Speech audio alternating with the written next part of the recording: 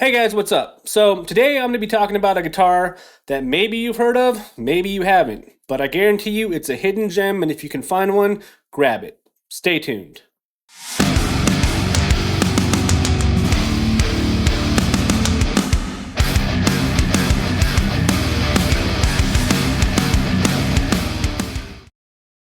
All right, guys. So this is an ESP standard from 1997. It is part of the standard series that ESP made for American, European markets, basically all markets. They discontinued this particular style with the ESP headstock, I think around the mid 2000s, and they switched over to the E2s.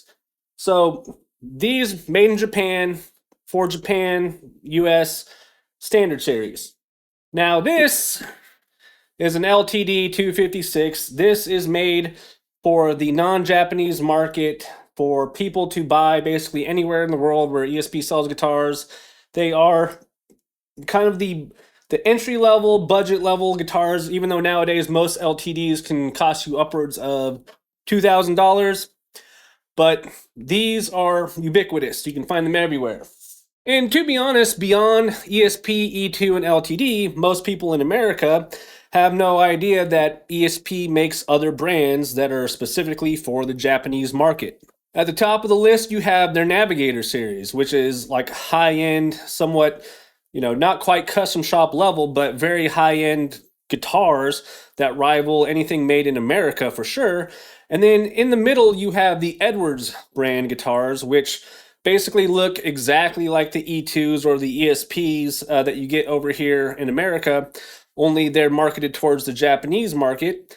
Now, what I have for you today is a guitar that I stumbled upon and immediately had to grab because I've always been interested in these guitars, and I've always been interested in how the guitars that ESP made for the Japanese market kind of fare when it comes to what we can get in USA. So what I have here is a Grassroots Les Paul style guitar that I was able to find on Reverb stateside, so I didn't have to import it directly. And these, secondhand will run you about $500 or maybe even less sometimes, depending on who you're buying it from and depending on the condition. And what you're seeing here is basically a Les Paul custom built for the Japanese market at an entry-level price, even by Japanese standards.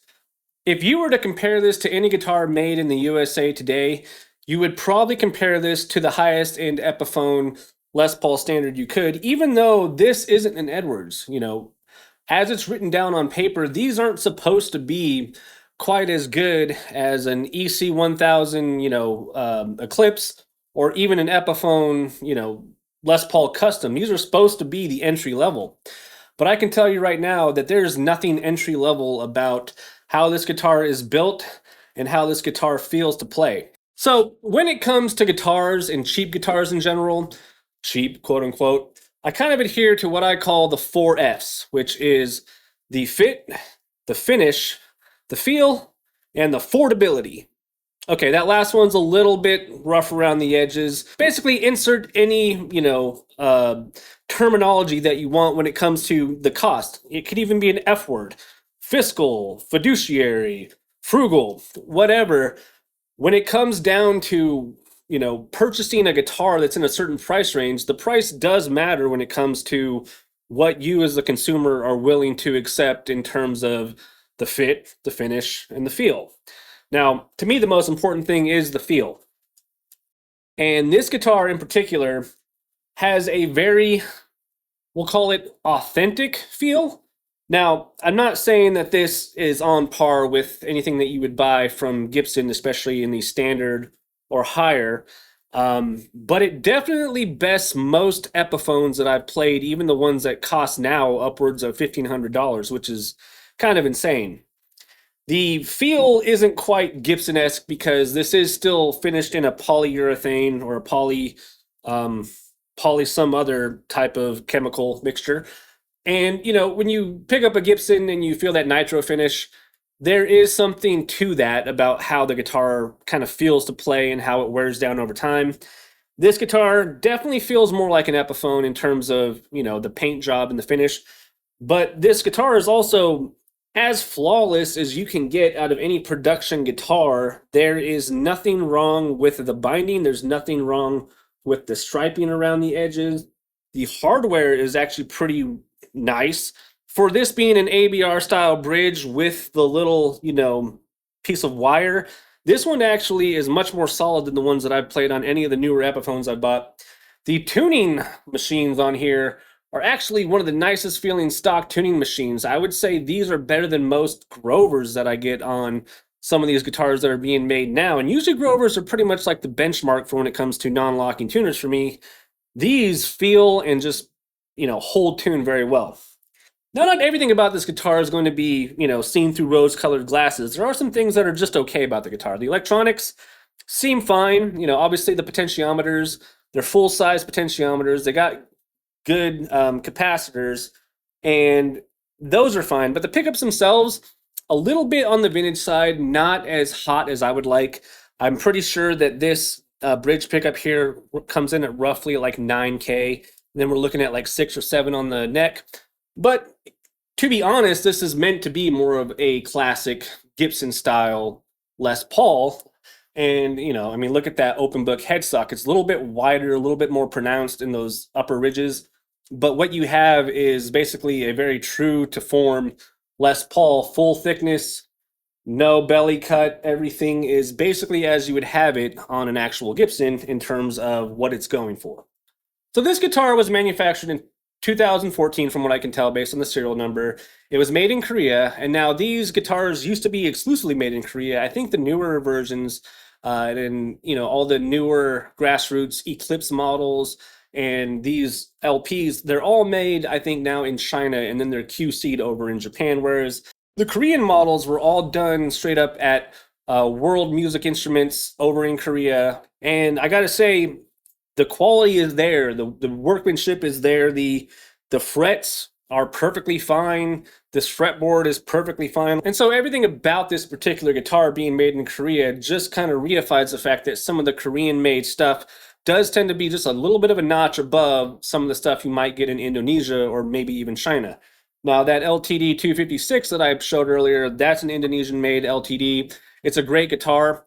It doesn't really hold a candle to this guitar. And that Japanese-made ESP is obviously a Japanese product, and it's a wholly different style. But if you were to take this guitar and put it up against that guitar, the fit and the finish are going to be pretty on par with each other. Now, the feel's a little bit different just because of different types of guitars and different types of materials. But overall, these Korean-made guitars, I think, are worth seeking out if you can find them. And I can definitely vouch for that when it comes to some of the Schecter stuff. So today what I got is my EV8 Stealth here, 5153. I'm going to do clean, crunch, and high gain. I got some boost pedals, overdrives, and we're going to, have a little bit of fun with this. All right, guys, so let's go ahead and start off with a clean tone. I'm on the bridge pickup here, and here's how these pickups sound.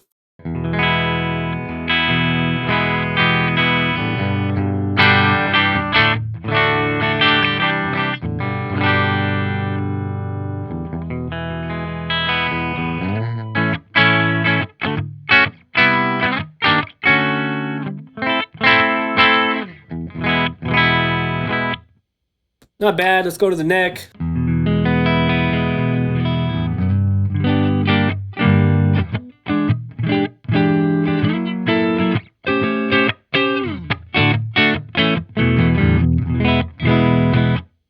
That's really nice. That's got that older PAF style thing to it. I think one of the things that would be really nice with this, you roll back the tone a little bit. You could do some jazz stuff. I'm not really a jazz player, but you can get the, the gist.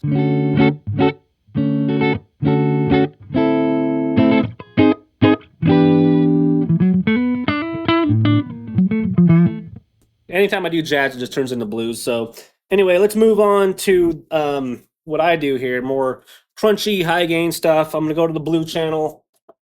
And for just a rock tone on the bridge, not bad. I actually kind of like lower output pickups for more defined and kind of articulate tones that don't have to be super over the top.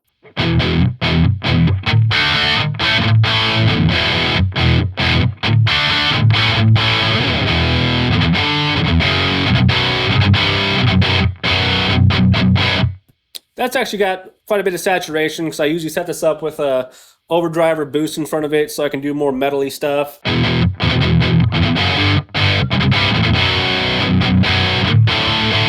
So let me go ahead and turn on the TS9.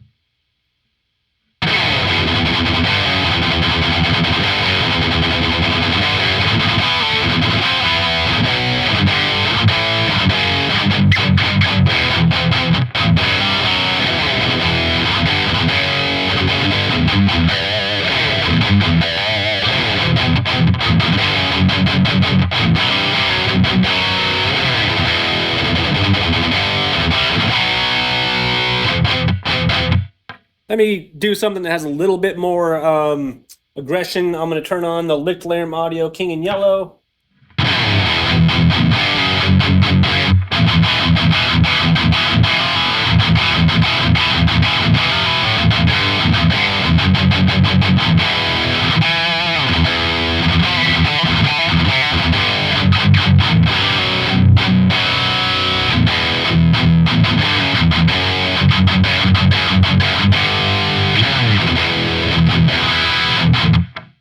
And then if I move on to the neck pickup, it can do some pretty good lead stuff, I think.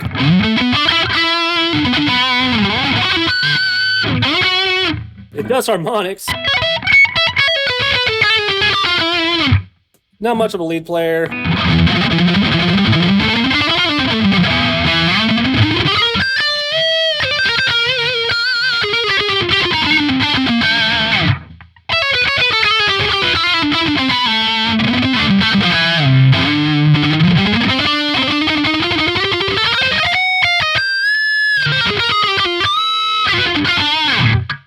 And I think this guitar, these pickups actually have a pretty decent sound when you put enough saturation on them. All right, so now I'm going to move on to the red channel, and we're going to hear this just full balls to the wall, metal style.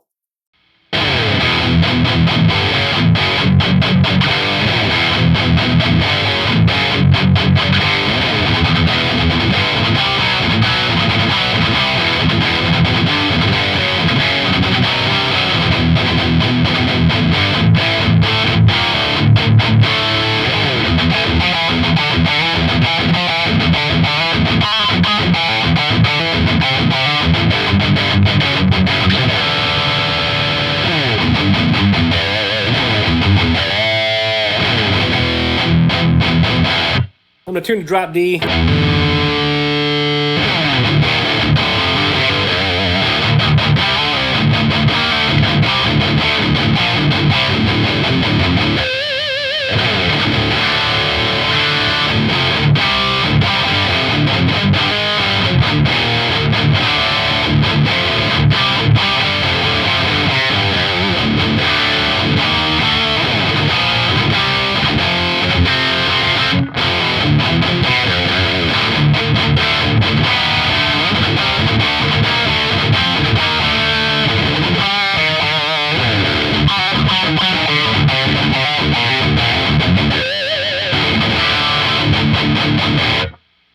You know what? I take back what I said about these pickups.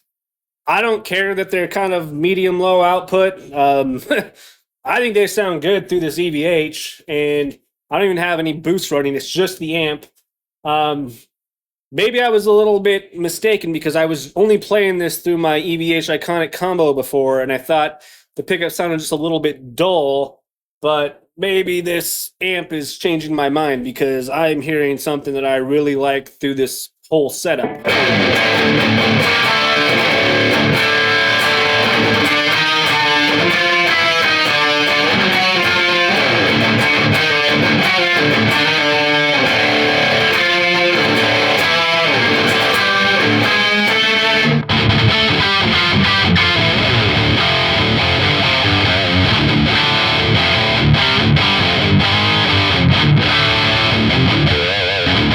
I mean, those pinch harmonics are great.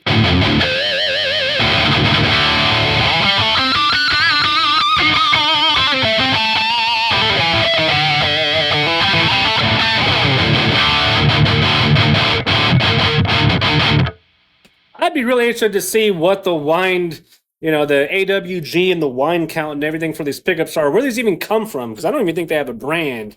but they sound really good. So if you watch my channel before, you know that I'm like a habitual like modification type guy. I like to mod out guitars. This guitar, there's always a chance, but as it stands right now, I'm touching nothing on this guitar. Nothing is getting messed with. I do have the potential to receive a custom-made pickup from this Canadian company called Corrigan, and the guy was going to go ahead and make me a gold plate covered pickup, a little bit hotter, something more aggressive to go on this guitar. And I'm still probably going to do that, but we'll see how it sounds because I don't know, this just sounds really good. So I'm gonna leave you guys with some more chugging, and hopefully you guys can find one of these guitars, Grassroots. Consider them, you know, the Epiphone killer, because there's no Epiphone that even really holds a candle to this guitar for me. And I'll see you guys later.